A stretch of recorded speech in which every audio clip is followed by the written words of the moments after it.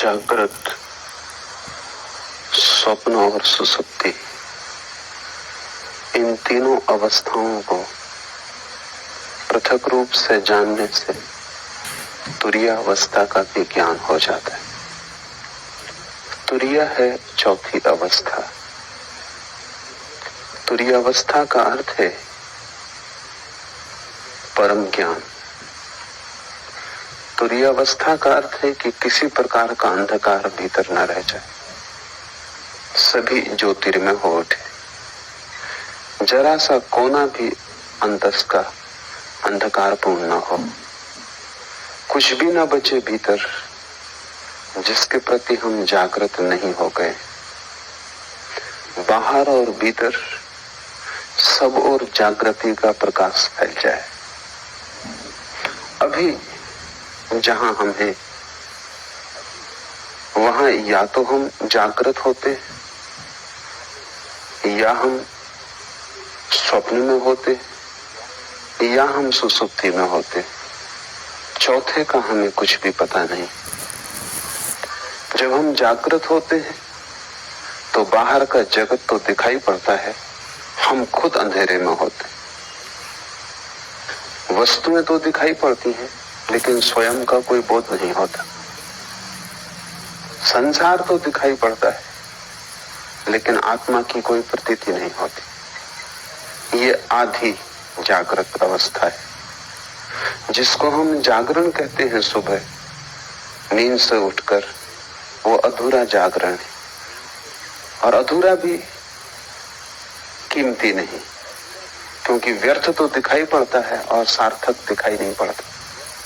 कूड़ा करकट तो दिखाई पड़ता है, हीरे अंधेरे में खो जाते।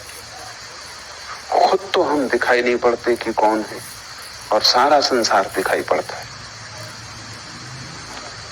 दूसरी अवस्था है स्वप्न की। हम तो दिखाई पड़ते ही नहीं स्वप्न में, बाहर का संसार भी खो जाता है। सिर्फ संसार से बने हुए प्रतिबिंब मन में तैरते, उन्हीं प्रतिबिंबों को हम जानते और देखते। जैसे कोई दर्पण में देखता हो चांद को, या झील पर कोई देखता हो आकाश के तारों को। सुबह जागकर हम वस्तुओं को सीधा देखते हैं, स्वप्न में हम वस्तुओं के प्रतिबिंब देखते हैं, वस्तुएं भी नहीं दिखाई पड़ती। और तीसरी अवस्था है जिससे हम परिचित हैं, बाहर का जगत भी खो जाता है, वस्तुओं का जगत भी अंधेरे में हो जाता है, और प्रतिबिंब भी नहीं दिखाई पड़ते, स्वप्न भी तिरोहित हो जाता है। तब हम गहन अंधकार में पड़ जाते, उसी को हम सुसुप्ति कहते हैं। सुसुप्ति में न तो बाहर का ज्ञान रहता न भीतर का। जागृत में बाहर का ज्ञान रहता है, और जागृत और सुसुप्ति के बीच की एक मध्य कड़ी है स्वप्न, जहां बाहर का ज्ञान तो नहीं होता लेकिन बाहर की वस्तुओं से बने हुए प्रतिबिंब हमारे मस्तिष्क में तैरते हैं और उन्हीं का ज्ञान होता है। चौथी अवस्था है तुरीय, वही सिद्धावस्था है। सारी चेष्टा उसी को पाने के लिए, सब ध्यान सब योग तुरीय अवस्था को पाने के उपाय। तुरीय अवस्था का अर्थ है भीतर और बाहर दोनों का ज्ञान। अंधेरा कहीं भी नहीं, न तो बाहर और न भीतर, पूर्ण जागृति, जिसको हमने बुद्धत्व कहा है, महावीर ने जिनत्व कहा है। न तो बाहर अंधकार है न भीतर, सब तरफ प्रकाश हो गया है। वस्तुओं को भी हम जानते हैं, स्वयं को भी हम जानते हैं। ऐसी जो चौथी अवस्था है वो कैसे पाई जाए, इसके ही ये सूत्र है। पहला सूत्र है जागृत, स्वप्न और सुसुप्ति, इन तीनों अवस्थाओं को पृथक रूप से जान लेने से तुरीय अवस्था का ज्ञान हो जाता है। अभी हम जानते तो हैं लेकिन पृथक रूप से नहीं जानते। जब हम स्वप्न में होते हैं तब हमें पता नहीं चलता कि मैं स्वप्न देख रहा हूं, तब तो हम स्वप्न के साथ एक हो जाते। सुबह जाग के पता चलता है कि रात सपना देखा, लेकिन अब तो वो अवस्था खो चुकी। जब अवस्था होती है तब हम पृथक रूप से नहीं जान पाते, तादात्म्य हो जाता है। स्वप्न में लगता है कि हम स्वप्न हो गए, सुबह जाग के लगता है कि अब हम स्वप्न नहीं है, लेकिन अब हमारा तादात्म्य जागृत से हो जाता है। हम कहते हैं अब मैं जाग गया, लेकिन तुमने कभी सोचा कि रात तुम फिर सो जाओगे और ये तादात्म्य भी भूल जाएगा, फिर सपना आएगा और तुम सपने के साथ एक हो जाओगे। जो भी तुम्हारी आंख पर आ जाता है तुम उसी के साथ एक हो जाते हो, जबकि तुम सभी से पृथक हो। ये ऐसा ही है जैसे वर्षा आए और तुम समझने लगो कि मैं वर्षा हो गया, फिर गर्मी आए और तुम समझो कि मैं गर्मी हो गया, और फिर शीत आए और तुम समझो कि मैं शीत हो गया। लेकिन ये तीनों मौसम तुम्हारे आसपास हैं, तुम इन तीनों से अलग हो। बचपन था तो तुमने समझा कि मैं बच्चा हूं, जवान हुए तो तुमने समझ लिया कि मैं जवान हूं, बूढ़े हुए तो तुम समझ लोगे कि मैं बूढ़ा हूं, लेकिन तुम तीनों के पार हो। अगर तुम पार न होते तो बच्चा जवान होता कैसे? तुम्हारे भीतर कुछ है जो बचपन को छोड़ सका और जवान हो सका। वो कुछ बचपन और जवानी दोनों से अलग है। स्वप्न में तुम खो जाते हो, जागकर फिर तुम्हें लगता है सपना झूठ था। तुम्हारे भीतर कोई चेतना का तत्व है जो यात्रा करता है। स्वप्न, सुसुप्ति, जागृत तुम्हारे यात्रा के पड़ाव, तुम नहीं हो। और जैसे ही तुम इस बात को समझ पाओगे कि तुम पृथक हो, अलग हो, वैसे ही चौथे का जन्म शुरू हो जाए। वो पृथकता ही चौथा है। महावीर ने इसके लिए बहुत कीमती शब्द प्रयोग किया। महावीर कहते हैं भेद विज्ञान। वे कहते हैं सारा विज्ञान अध्यात्म का भेद को साफ साफ कर लेने में वही इस शिव सूत्र का अर्थ है कि तुम्हें तीनों अवस्थाएं अलग अलग हैं, इसका पता चल जाए। जैसे ही तीनों अवस्थाओं को तुम अलग अलग जान लोगे, तुम ये भी जान लोगे कि मैं तीनों से अलग हूं। तुम्हें भेद की कला आ गई। अभी हमारी मनोदशा ऐसी है कि जो भी हमारे सामने होता है हम उसी के साथ एक हो जाते। किसी ने तुम्हें गाली दी, क्रोध उठा, उस क्षण में तुम क्रोध के साथ एक हो जाते। तुम भूल ही जाते हो कि क्षण भर पहले क्रोध नहीं था, तब भी तुम थे। क्षण भर बाद क्रोध फिर चला जाएगा, तब भी तुम रहोगे। तो क्रोध बीच में आया हुआ धुआं है। उसने तुम्हें कितना ही घेर लिया हो, लेकिन वो तुम्हारा स्वभाव नहीं। चिंता आती है तो चिंता का बादल घिर जाता है, सूरज छिप जाता है, तुम भूल ही जाते हो कि मैं पृथक हूं।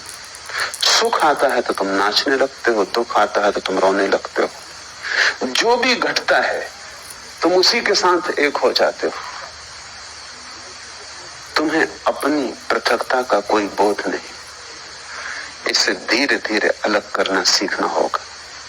हर स्थिति में अलग करना सीखना होगा।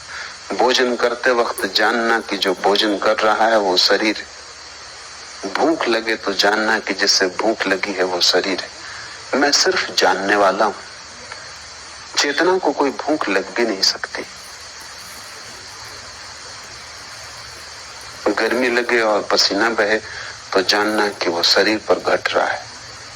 इसका ये अर्थ नहीं कि तुम गर्मी में बैठे रहना और पसीना बहने देना, हटना, सुविधा बनाना, लेकिन शरीर के लिए ही सुविधा बनाई जा रही। तुम सिर्फ जानने वाले हो। धीरे धीरे प्रत्येक घटना जो तुम्हें घेरती है तुम उससे अपने को अलग करते जाना।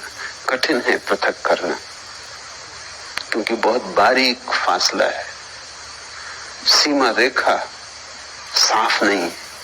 क्योंकि अनंत जन्मों में तुमने तादात्म्य करना ही सीखा है, तोड़ना नहीं सीखा है। तुमने हमेशा अपने को जोड़ना सीखा है स्थितियों के साथ, तुम तोड़ने की बात ही भूल गए। इसका नाम ही बेहोशी, ये जो तुमने जोड़ना सीख लिया है। एक सुबह मुल्ला नसरुद्दीन अस्पताल में अपने मित्र के पास बैठा। मित्र ने आंख खोली, उसने कहा कि नसरुद्दीन क्या हुआ? मुझे कुछ याद भी नहीं आता। नसरुद्दीन ने कहा कि रात तुम जरा ज्यादा पी गए और फिर तुम खिड़की पे चढ़ गए और तुमने कहा कि मैं उड़ सकता हूं और तुम उड़ गए। 3 मंजिल मकान पर थे। घटना जाहिर है, सब हड्डियां पसलियां टूट गई। मित्र ने उठने की कोशिश की और कहा कि नसरुद्दीन, और तुम वहां थे और तुमने ये होने दिया, और तुम किस तरह के मित्र हो?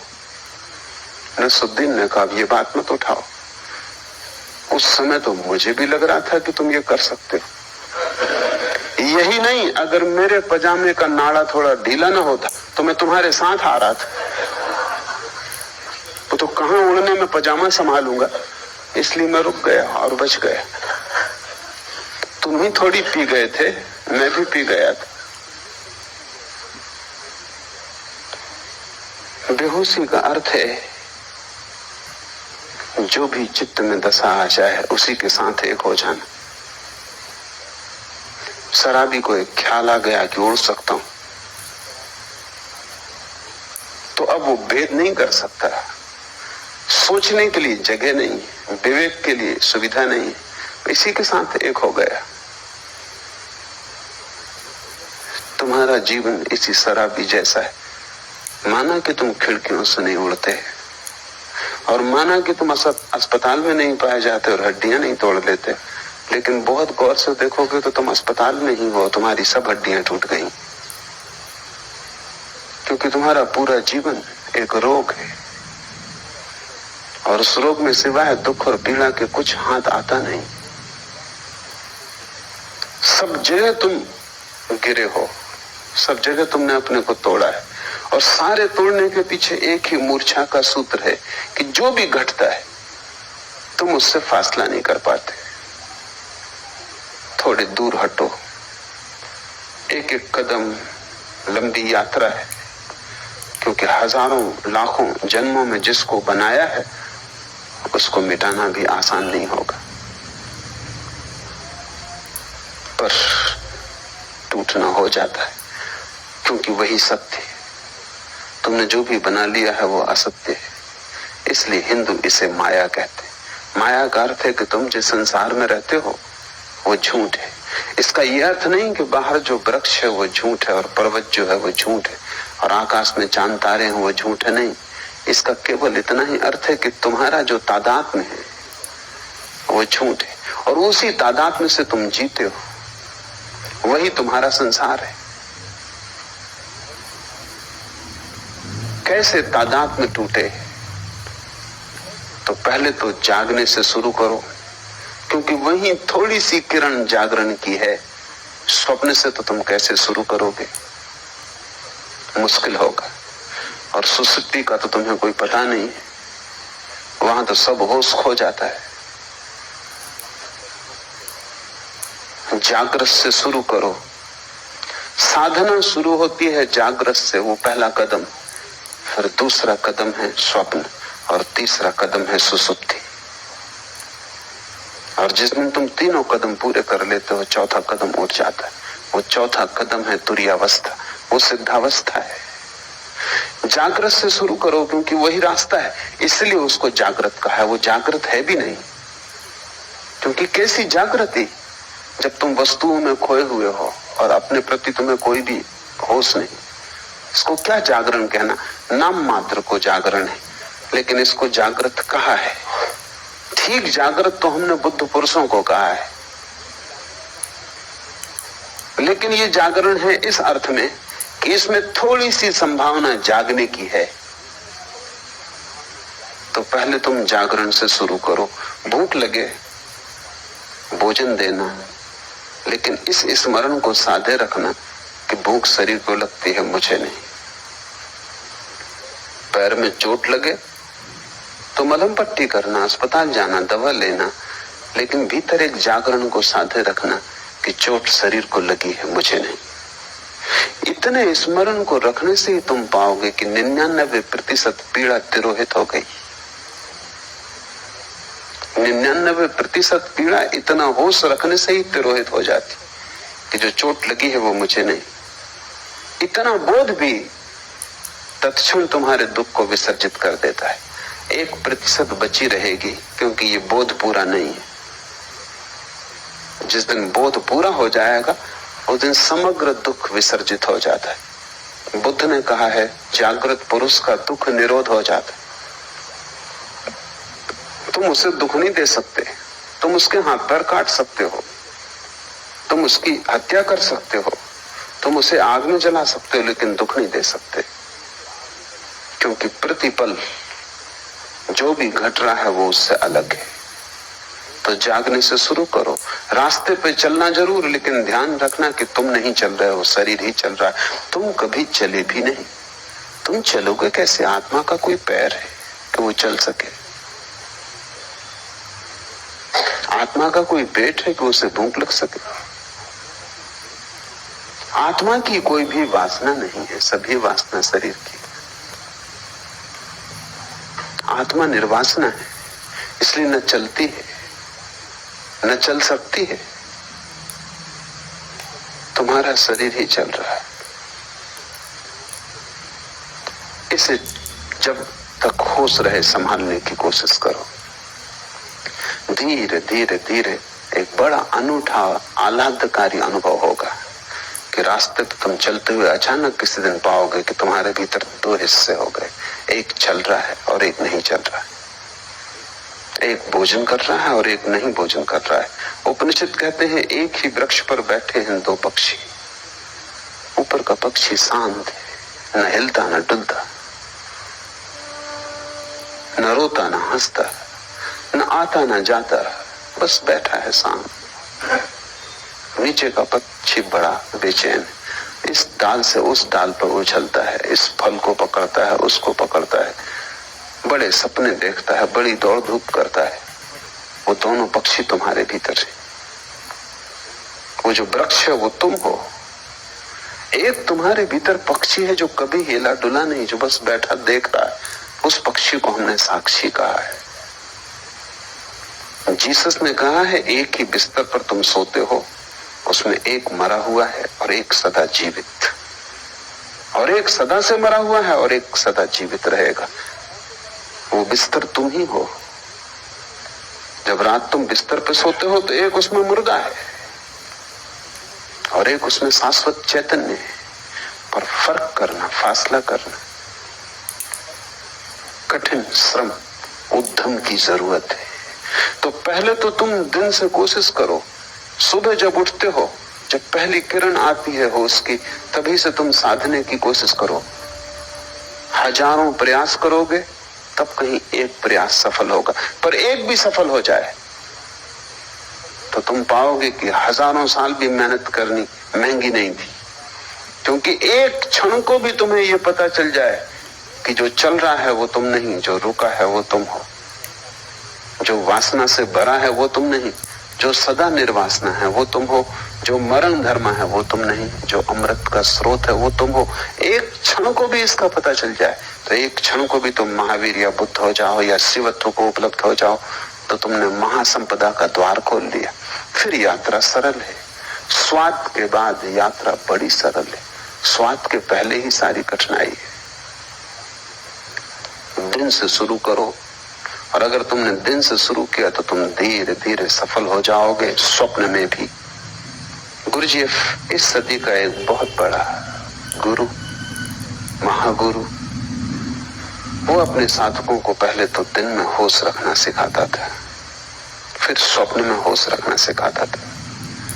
तो उसकी प्रक्रिया थी कि जब तुम सोने लगो तब एक ही बात स्मरण रखो कि ये स्वप्न है। अभी स्वप्न शुरू नहीं हुआ, तुम अभी जागे हो। तभी से तुम ये सूत्र अपने भीतर दोहराने लगो कि जो मैं देख रहा हूं ये स्वप्न है। कमरे को चारों तरफ देखो और ये भाव मन में गहरा करो कि जो मैं देख रहा हूं ये स्वप्न है। बिस्तर को छुओ और ये भाव गहरा करो कि जो मैं छू रहा हूं ये स्वप्न है। अपने हाथ को ही अपने हाथ से स्पर्श करो और अनुभव करो कि जो मैं छू रहा हूं ये स्वप्न है। ऐसे भाव को करते करते तुम सो जाओ। ये भाव की सतत धारा तुम्हारे भीतर बनी रहेगी। कुछ ही दिनों में तुम पाओगे कि बीच स्वप्न में तुम्हें अचानक याद आ जाता है कि ये स्वप्न है, और जैसे ही याद आता है स्वप्न उसी क्षण टूट जाता है, क्योंकि स्वप्न के चलने के लिए मूर्छा जरूरी है। वो बिना मूर्छा के स्वप्न नहीं चल सकता। बीच स्वप्न में तुम्हें याद आ जाएगा ये स्वप्न है, और स्वप्न टूट जाएगा, और तुम इतने आनंद से भर जाओगे, उस आनंद को तुमने कभी जाना भी नहीं। नींद टूट जाएगी, स्वप्न बिखर जाएगा, और एक गहरा प्रकाश तुम्हें घेर लेगा। ज्ञानी पुरुष के स्वप्न तिरोहित हो जाते, क्योंकि नींद में भी वो स्मरण रख पाता है कि ये स्वप्न है। भारत ने इसके बड़े अनूठे प्रयोग किए। शंकर वेदांत में सारे जगत को माया की जो धारणा है वो इसी का एक प्रयोग है। सन्यासी को 24 घंटे स्मरण रखना है कि जो भी हो रहा है सब स्वप्न है। जागते भी, रास्ते से गुजरते, बाजार में बैठे हुए भी स्मरण रखना है कि जो भी है सब स्वप्न है। ये क्यों? ये एक प्रयोग है, एक प्रक्रिया है, एक विधि है। अगर तुमने 8 घंटे जागते में स्मरण रखा कि जो भी हो रहा है ये स्वप्न है, तो ये स्मरण इतना गहरा हो जाएगा कि जब रात स्वप्न भी चलेगा तब तुम वहां भी याद रख सकोगे, वहां भी तुम याद रख सकोगे कि ये स्वप्न। अभी तुम याद नहीं रख पाते। अगर ठीक से समझो तो अभी भी तुम उल्टे अर्थों में यही कर रहे हो। 24 घंटे जब तुम जागते हो तब तुम समझते हो जो भी देख रहा हूं ये सत्य है। इसी प्रतीति के कारण रात सपने को देख के भी तुम समझते हो कि जो मैं देख रहा हूं वो सत्य है, क्योंकि ये प्रतीति गहरी हो जाती। सपने से झूठा और क्या होगा। और तुमने कितनी बार रोज सुबह उठ के नहीं पाया कि सपना झूठा है, व्यर्थ है, लेकिन फिर दोबारा तुम सोते हो और फिर वही भूल होती। क्यों ये भूल बार बार होती? इस भूल के पीछे कोई बहुत गहरा कारण होना चाहिए। वो कारण ये है कि तुम जो भी देखते हो जागृत में उसको तुम समझते हो ये सत्य है। जब सब कुछ देखा हुआ तुम सत्य मानते हो तो रात तुम सपने को देखते हो, उसको तुम असत्य कैसे मानोगे? उसको भी तुम सत्य मान लेते हो। इससे उल्टा प्रयोग माया का है। तुम जो भी देखते हो उसे दिन भर स्मरण रखते हो कि यह असत्य है, बार बार भूलते हो, फिर याद को संभालते हो, फिर स्मरण लाते हो कि यह असत्य है। ये सब जो मैं देख रहा हूं चारों तरफ एक बड़ा नाटक है, और मैं दर्शक से ज्यादा नहीं। मैं भोगता नहीं हूं, करता नहीं हूं, सिर्फ साक्षी हूं। इस भाव को अगर तुम संभालते हो तो इसकी भीतर धारा बन जाती। तब रात सपना टूट जाता है, और जिसका सपना टूट गया उसकी बड़ी उपलब्धि है। और जब सपना टूट जाए तो फिर तीसरा चरण उठाया जा सकता है।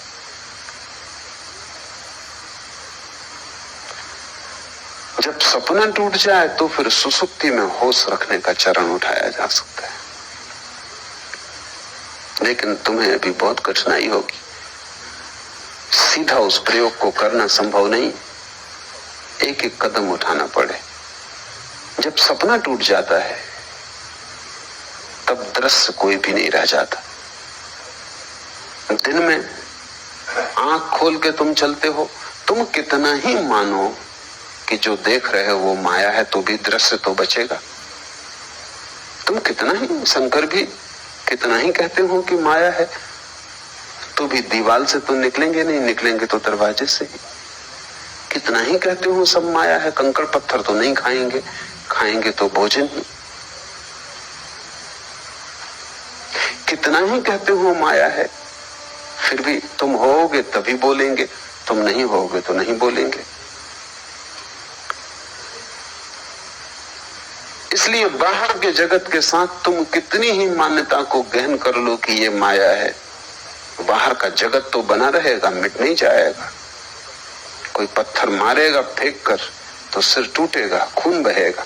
तुम दुखी मत होगे, तुम पीड़ा नहीं लोगे, तुम कहोगे सब माया है, तुम अपने को दूर रखोगे, लेकिन फिर भी घटना तो घटेगी।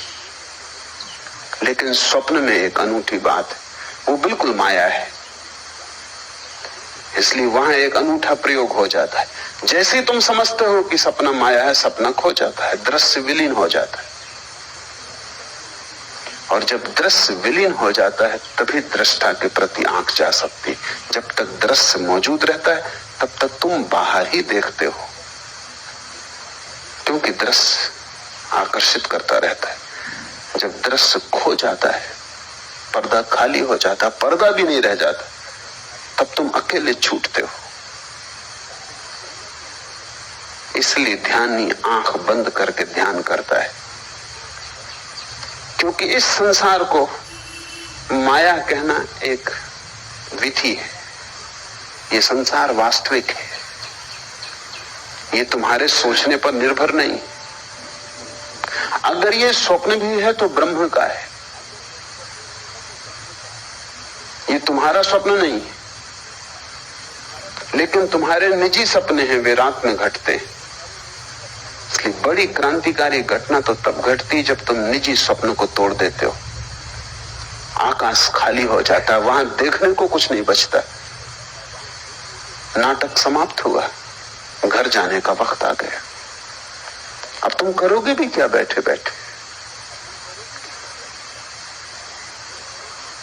इस घड़ी में अचानक आंख मुड़ती है, क्योंकि बाहर कुछ भी खोजने को नहीं रह जाता, देखने को नहीं रह जाता, सोचने को नहीं रह जाता, कोई दृश्य नहीं बचता।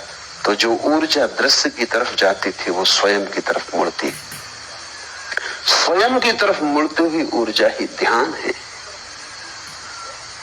और जैसे ही स्वयं की तरफ मुड़ती, तब तुम सुसुप्ति में भी होश रख सकते हो, क्योंकि तुम तो होते हो। संसार नहीं होता सुसुप्ति में, स्वप्न नहीं होता सुसुप्ति में, क्योंकि तुम दोनों को देखने में अटके थे, इसलिए सुसुप्ति में बेहोशी रहती थी। अब तुम्हारी अटक टूट गई, अब दृश्य से तुम्हारा कोई संबंध न रहा। अब दृश्य के बिना भी तुम हो सकते हो। अब दिया जलता है, उसकी दिए को कोई फिक्र नहीं कि दिए के प्रकाश में कोई गुजरता है या नहीं गुजरता। अब तुम्हारा जीवन भीतर की तरफ मुड़ेगा, तब तुम सुसुप्ति में जाग जाओगे। स्वप्न के टूटने पर जो प्रयोग करने का है वो ये है कि जैसे ही स्वप्न टूट जाए, आंख मत खोलना, क्योंकि आंख खोली तो जगत बाहर मौजूद है, फिर दृश्य मिल जाएगा। जब स्वप्न टूट जाए तो आंख मत खोलना, गौर से देखे चले जाना शून्य को। स्वप्न खो गया, जहां स्वप्न था अब वहां स्वप्न नहीं। तुम गौर से उस शून्य को देखे चले जाना। उस शून्य को देखने में ही तुम पाओगे कि तुम्हारी चेतना भीतर की तरफ मुड़ने लगी, अंतर्मुखी हो गई। तब तुम सुसुप्ति में भी जागे रहोगे। यही कृष्ण ने गीता में कहा है कि जब सब सो जाते हैं तब भी योगी जागता है। जो सबके लिए निद्रा है वो योगी के लिए निद्रा नहीं, वो सुसुप्ति में भी जागा हुआ है। और जब तुम तीनों को पृथक पृथक देख लेते हो तब तुम चौथे हो गए, अपने आप चौथे हो गए। तुरी का अर्थ है चौथा, द फोर्थ। उस शब्द का और कोई अर्थ नहीं, उसे कोई शब्द का अर्थ देने की जरूरत भी नहीं है, बस चौथा कहना काफी है। क्योंकि सभी अर्थ उसको बांध लेंगे, सभी शब्दों से बांध लेंगे, सिर्फ इशारा काफी है, क्योंकि वो अनंत है और असीम है। जैसे ही तुम तीन के बाहर हुए तुम परमात्मा हो। इन तीन में तुम प्रविष्ट हो गए हो, इसीलिए संकीर्ण हो गए हो। ये ऐसा ही है जैसे कि तुम खुले आकाश से एक टनल में, एक बोगदे में प्रवेश कर जाओ और बोगदा छोटा होता जाए। इंद्रियों तक आते आते तुम बिल्कुल संकीर्ण हो गए हो। पीछे लौटना है। जैसे जैसे तुम पीछे लौटते हो तुम्हारा आकाश बड़ा होता जाता है। जिस क्षण तुम तीनों के पार अपने को देख लेते हो उस दिन तुम महाकाश हो, उस दिन तुम परमात्मा हो। ऐसे ही जैसे कि कोई आदमी दूरबीन से देखता है आकाश को, दूरबीन का छोटा सा छेद, वो अपनी सारी आंखों को उसी पर लगा देता है।